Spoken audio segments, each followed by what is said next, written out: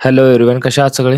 तर बघा नुकताच आपला 4 ऑगस्टला रिवाइज्ड आन्सर की आलेली आहे. म्हणजे आपली फायनल रिस्पॉन्स शीट आलेली आहे. तर बघा खूप विद्यार्थ्यांचे आता प्रश्न येत आहेत, की सर आपला हा रिस्पॉन्स शीट आलेली आहे. आता काय होईल? याच्यानंतरची काय प्रोसेस राहील? किंवा तुमचा रिझल्ट कधी लागेल? तर बघा विद्यार्थी मित्रांनो, अ, जसं आपण टी-सी-एसचा मागचा जर पॅटर्न जर फॉलो केला, तर टी-सी-एसनं काय केलेलं आहे बघा, आपले मागचे काही पेपर घेतलेले आहे. जसं समाज कल्याण विभाग भरती झालं किंवा त्यानंतर जर बघितलं आपण तर महिला बालविकास झालं, तलाठी भरती आहे, त्यानंतर वनरक्षक भरती आहे. अशा 2023 पासून जनरली जर 2022-23 पासून जनरली जर बघितलं तर 2026 पर्यंत आरोग्य भरती झाली. महानगरपालिका भरत्या झाल्या, सोलापूर महानगरपालिका झाली, अमरावती महानगरपालिका झाली, छत्रपती संभाजीनगर महानगरपालिका झाली. तर अशा खूप साऱ्या जे भरत्या आहेत, तर हे आपल्या टी-सी-एसनं कंडक्ट केलेले आहे. तर सपोज जर बघितलं आपण, तर यांचा जर आपण रिझल्ट जर बघितला, तर बघा काय आहे तुमचा यांनी एकच पॅटर्न फॉलो केलेलं आहे. सपोज जनरली जर बघितलं आपण, तर बघा जशी समाज कल्याण विभाग भरतीचा जर आपण एक्झाम्पल बघितला, यांनी काय केलेलं आहे बघा, ही एक्झाम जी आहे ती आपली टी-सी-एसनं कंडक्ट केलेली आहे. ती 2025 ची ॲड आहे बघा ही. यांनी काय केली होती 4 मार्च ते 19 मार्चमध्ये यांची एक्झाम झाली होती. लगेच तुमची 24 मार्चला म्हणजे 5 दिवसाच्या गॅपनंतर फर्स्ट रिस्पॉन्स शीट आली. त्यानंतर काय झालं फायनल रिस्पॉन्स शीट यांची 6 मेला आली. बघा लक्षात घ्या. गॅप किती दिसतोय तुम्हाला? 2 महिन्याचा गॅप आहे, जवळपास 50 दिवसाचा. आहे की नाही? तर फायनल रिस्पॉन्स शीट यांची फायनल जी आन्सर की ही 6 मेला आली आणि त्यानंतर बघा नॉर्मलाइज मार्क्स जे जसं मेरिट लिस्ट आणि नॉर्मलाइज मार्क हे तुमचे 14 मेला आले. लक्षात घ्या. तर जवळपास तुमचा गॅप किती दिवसाचा झालाय?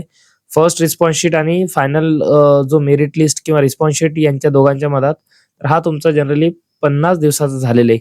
तर यामध्ये जनरली जर बघितलं तर आपण याला एक पॅटर्न काय दिसतोय बघा, टी-सी-एस काय करत असतो सर्वात पहिले एक्झाम झाली की तुमच्या फर्स्ट रिस्पॉन्स शीट देतो. त्यानंतर तुमची सेकंड रिवाइज्ड आन्सर की येते. त्यानंतर तुमचा स्कोर कार्ड नॉर्मलाइज मार्क्सवाला येते. त्यानंतर मेरिट लिस्ट येते, जनरल मेरिट आणि त्यानंतर फायनल मेरिट लिस्ट येते. त्यानंतर बघा सेकंड जनरली जर बघितलं आपण, तर एक धर्मादाय आयुक्तालयाची भरती झाली होती बघा. धर्मादाय आयुक्तालयामध्ये खूप जागा जास्त होत्या. त्यामध्ये बघा तुमचा एक सीनियर क्लर्क आहे जसा. सेकंड जर बघितलं आपण तर इन्स्पेक्टरची भरती झाली. त्यासोबत लीगल असिस्टंटची भरती झाली. या अशा काही यामध्ये पोस्ट होत्या बघा, या धर्मादाय आयुक्तालय भरती चॅरिटी कमिशनर रिक्रुटमेंट 2025 ची गोष्ट आहे.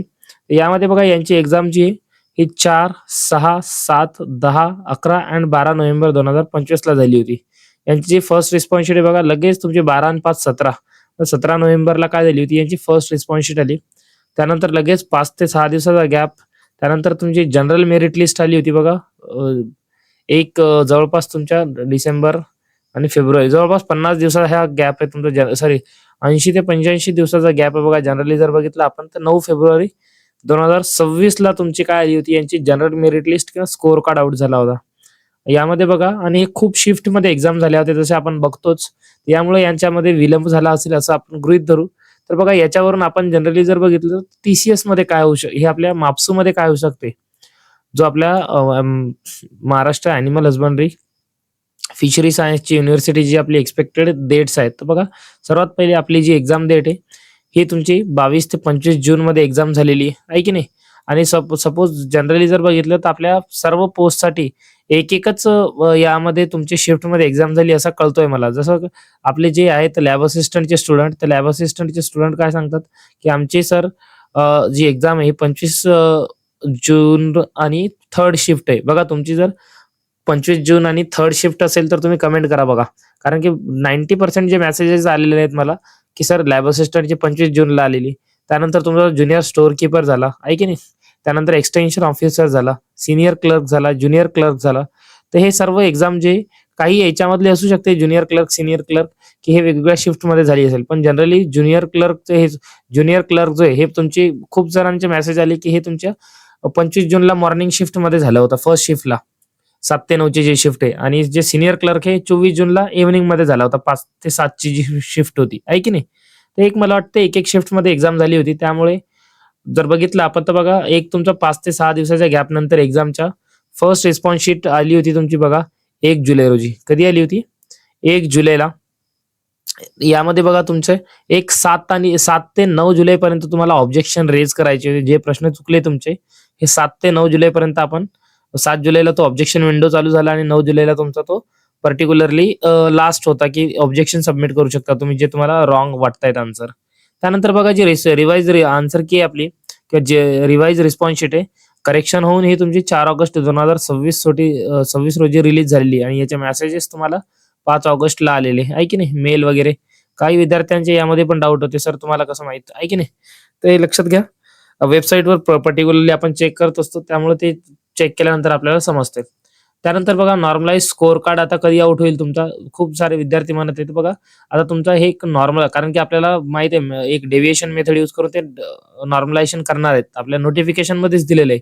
तर बघा एक जनरली तुमच्या 12 ते 18 ऑगस्ट पर्यंत, तुमचे 12 ते 18 ऑगस्ट पर्यंत तुमचे नॉर्मलाइज स्कोर कार्ड आउट होऊ शकतो. म्हणजेच काय, तुमचे जे मार्क्स आहे म्हणजे रॉ स्कोर किती आहे तुमचा, सपोज तुमचे 60 क्वेश्चन बरोबर आहे म्हणजे 120 होतं मार्क्स आणि त्यामध्ये तुमची शिफ्ट हार्ड होती, तर तुम्हाला सपोज 8 मार्क्सचं ग्रेस भेटला, म्हणजे 8 मार्कने तुमचा हे नॉर्मलायझेशन झालं. तर मग तुमचे रॉ स्कोर 120 देतील आणि तुमचे मारले वाढलेले जे मार्क्स आहे नॉर्मलाइज होऊन ते 128 देतील, आहे की नाही. तर असं म्हणजे तुम्हाला रॉ आणि तुमचा वाढलेला इन्क्रीज झालेला जो स्कोर आहे हे त्यामध्ये दोन्ही पण यामध्ये असतो. त्यानंतर बघा एक जनरल मेरिट लिस्ट होती, आपल्या कॅटेगरीनुसार एक जनरल मेरिट लिस्ट येत असते. हे जनरल मेरिट लिस्ट जर बघितली आपण तर 20 ते 28 ऑगस्ट 2026 पर्यंत येऊ शकते. 20 ते 28 या महिन्याच्या या दरम्यान तुम्हाला जनरल मेरिट लिस्ट बघायला भेटेल.